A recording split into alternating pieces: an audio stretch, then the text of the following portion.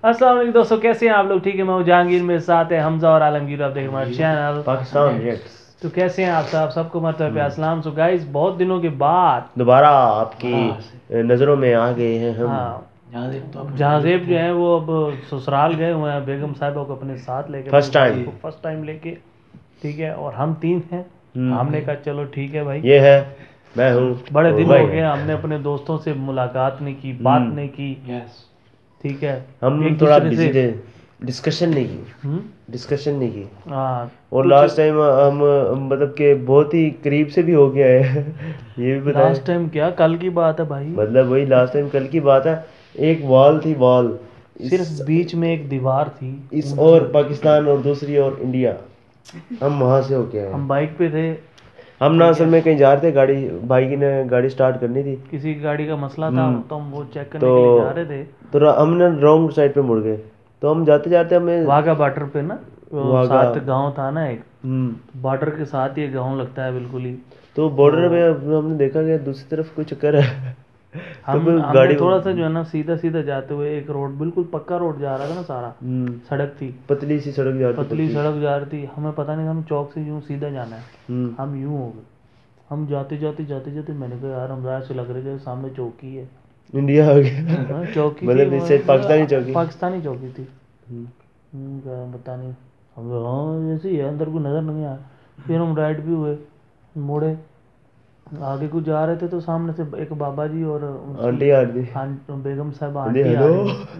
मैंने कहा बाबा जी, नरवण वही रास्ता जा रहा है, बोलो इधर उन्होंने बोला नहीं इधर नहीं है। उन्होंने कहा जनाब आप इधर से जो है ना अच्छा गलत आ गए। मजे की बात ये है कि जिनकी गाड़ी स्टार्ट करनी थी वो दिल्ली की लैंग्वेज बोलते थे, पीछे से दिल्ली के थे, मेवत से उन्होंने मेवत कहा था। मेवत, हाँ दिल्ली कहा था मेरे ख्याल, दिल्ली कहा था। दिल्ली के इलाका है मेवात। अच्छा, ठीक है, वहाँ ये हम दिल्ली वाले जानते हैं होंगे। हाँ, राजपूत थे ना वो, म्यू थे। तो वो बता रहे थे, हम गपशप लगी ना उनसे, बड़े मजेदार थे, मतलब कि बड़ा मजा आया था उनके साथ बैठने का। चलें, हम बहुत आगे निकल गए। अब हम चलते हैं आज की इस वीडियो में, जो चार्जिंग पॉइंट हिंदी वाले भाई ने बनाई है। और वीडियो है जी, वीडियो बनाते हैं 10 मतलब के world largest scooter factory, electric scooter factory in India. I think ये नई बनाई गई है ना, रिलायंस जियो कंपनी की तरफ से। तो ये देखते हैं जी, इसमें ऐसा क्या है। तो देखते हैं, तो लेट्स स्टार्ट। नमस्कार दोस्तों, स्वागत करते हैं आपका चार्जिंग पॉइंट हिंदी में। सब्सक्राइब करें चार्जिंग पॉइंट हिंदी, हुए कुछ बड़े इवेंट्स हमारे चैनल को सब्सक्राइब करें, तो जुड़े रहिए आप इस वीडियो के साथ। पहली न्यूज है भारत के रिपब्लिक डे से रिलेटेड। 27 नवंबर को हमारे प्रधानमंत्री नरेंद्र मोदी जी ने यूके के पीएम बोरिस जॉनसन को भारत में 26 जनवरी को आने का इनविटेशन भेजा था, जिसे यूके के प्रधानमंत्री बोरिस जॉनसन ने एक्सेप्ट कर लिया है। यानी वो भारत के रिपब्लिक डे के इवेंट को अटेंड करने आएंगे। ये बात यूके के फॉरेन सेक्रेटरी डोमिनिक रैब ने 15 दिसंबर को भारत के एक्सटर्नल अफेयर मिनिस्टर को बताई है। यूके के फॉरेन सेक्रेटरी 2 दिन के लिए भारत आए हुए थे। उन्होंने इसके अलावा एक बात और बताई है कि बोरिस जॉनसन ने नरेंद्र मोदी जी को G7 के लिए इनवाइट किया है, जिसे अगले साल यूके होस्ट करेगा, और नरेंद्र मोदी जी ने इनविटेशन एक्सेप्ट कर लिया है। आपको बता दें कि बोरिस जॉनसन यूके के दूसरे प्रधानमंत्री होंगे जो रिपब्लिक डे के इवेंट को अटेंड करेंगे। इससे पहले 1993 में जॉन मेजर ने भारत के रिपब्लिक डे के इवेंट को अटेंड किया था। और ये बोरिस जॉनसन की प्रधानमंत्री बनने के बाद भारत में फर्स्ट बायलैटरल विजिट होगी। इस मीटिंग में काफी चीजों की बात होगी, जैसे investment, defence, security, scientific research और भी बहुत कुछ। इसके अलावा भारत और यूके के बीच फ्री ट्रेड एग्रीमेंट की भी बात हो सकती है। अगली खबर टर्की से रिलेटेड है। अमेरिका ने टर्की पर कुछ सैंक्शन लगा दिए हैं। अमेरिका के फॉरेन मिनिस्टर ने कहा है कि रशिया से S-400 मिसाइल डिफेंस सिस्टम को खरीदने के लिए टर्की पे सैंक्शंस लगाए गए हैं। उन्होंने कहा है कि टर्की ने रूल्स को ब्रेक किया है, जिसकी वजह से हम सैंक्शन लगाने पर मजबूर हैं। आपको बता दूं कि टर्की ने रशिया का S-400 मिसाइल डिफेंस सिस्टम 2019 में खरीदा था। अगली न्यूज जियो से रिलेटेड है। जियो ने ट्राई में एयरटेल और वोडाफोन के खिलाफ एक रिटन कंप्लेंट दर्ज करवाई है।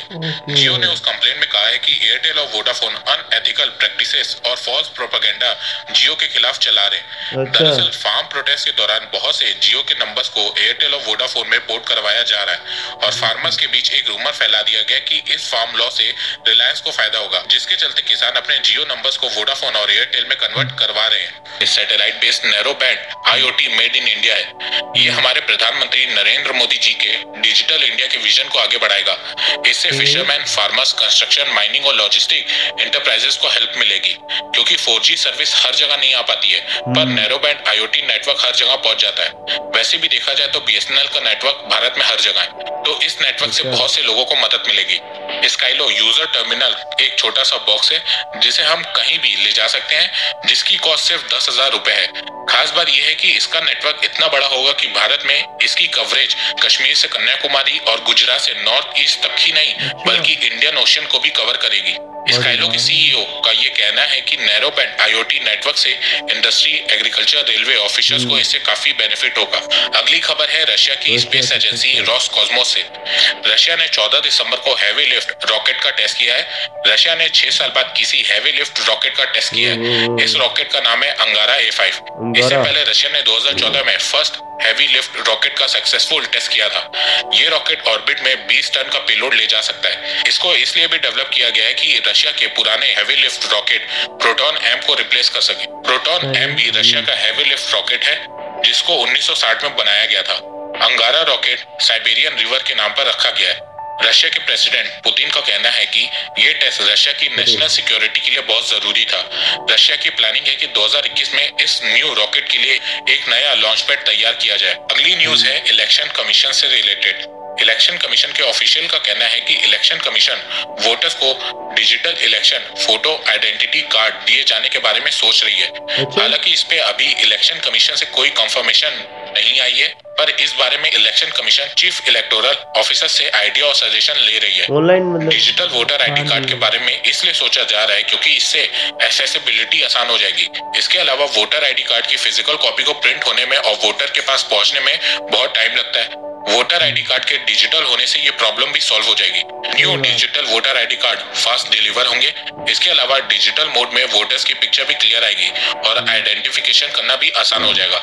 वैसे भारत में अदर आइडेंटिटी कार्ड जैसे कि Aadhaar card, PAN card, driving licence सब डिजिटल मोड में अवेलेबल है, तो अगर वोटर ID भी डिजिटल मोड में अवेलेबल होती है तो इससे कोई प्रॉब्लम नहीं होगी। अगली न्यूज ओला से है।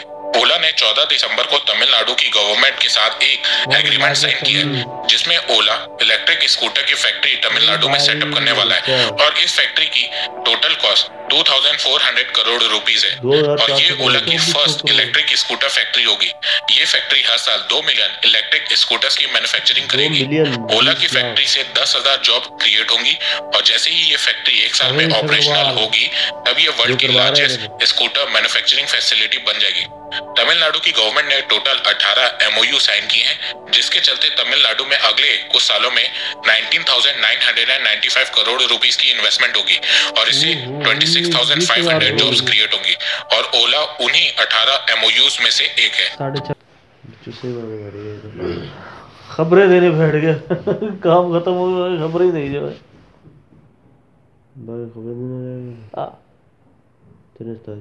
One two three let's start. So guys, ये थी जो बेसिक हमें जो वैसे काफ़ी सारी न्यूज़ दी गई हैं, जैसे कि जो है ना क्या कहते हैं बोरिस जॉनसन भी आ रहे हैं, ठीक है। और मैं सिर्फ बोरिस जॉनसन के बारे में अगर बात करूं तो मुझे एक चीज़ ख्याल आ रही है, अब सारी दुनिया जो है लंदन वालों से, इंग्लैंड वालों से भाग रही है। तो बोरिस जॉनसन जब आएंगे तो उनको क्या क्वारंटीना किया जाएगा या डायरेक्ट मुलाकात होगी? वहाँ से क्वारंटाइन तो किया जाएगा, जाहिर बात है। पूरी टीम जो प्राइम मिनिस्टर आएंगे उसको अमेरिका का, चले प्राइम मिनिस्टर आ रहे हैं, कोरोना लेते हैं, ऐसे फिर यही कर सकते हैं, यही हो सकता है फिर तो। नहीं, टेस्ट उस्ट करा के आएगा, जाहिर बात है। जाहिर बात है। और वैक्सीन वगैरह भी लगवा के आएंगे। हाँ, वैक्सीन तो लगी होंगी, बल्कि लगवा के आएंगे, लगी हुई होंगी उनका भाई। यही कह रहा हूँ, अभी तक तो लग गई होंगी। सबसे पहले दूसरी जो अब सबसे अहम खबर है वो ये है जी कि electric bikes scooters 24,000 crore 2400 crore का। पहले 2400 करोड़ से स्टार्ट होगा जो कि 20,000 करोड़ तक जाएगा। तो ये 20,000 करोड़ तो बहुत ही इंटरेस्टिंग होने और वाला है। 26,500 लोगों को नौकरियां भी मिलेंगी, जॉब्स भी मिलेंगी। तो भाई क्या ही बात है। सही बात है। तो इससे काफ़ी लोगों को फ़ायदा होगा। और मेरे ख्याल में इलेक्ट्रिक बाइक्स का जो है ना, जो स्कूटर्स जो हैं उनसे बहुत सी चीज़ों का फ़ायदा भी होगा। पोल्यूशन कम होगी। पोल्यूशन बहुत ज़्यादा सबसे कम ज़्यादा होगी। ज़रूरत इस टाइम दिल्ली को, और ख़ास तौर पे दिल्ली को है, और लाहौर भी। लाहौर को भी है, कराची को भी है, इन सब एरिया को इलेक्ट्रिक कार और बाइक्स की ज़रूरत है। ठीक है। और इससे ये है कि जो है ना हमारी जो एनवायरनमेंट है वो बेहतर बहुत होगा। अच्छी हो जाएगी। और हम तो वैसे भी इस तरह के माहौल में रह के आदी हो गए हैं।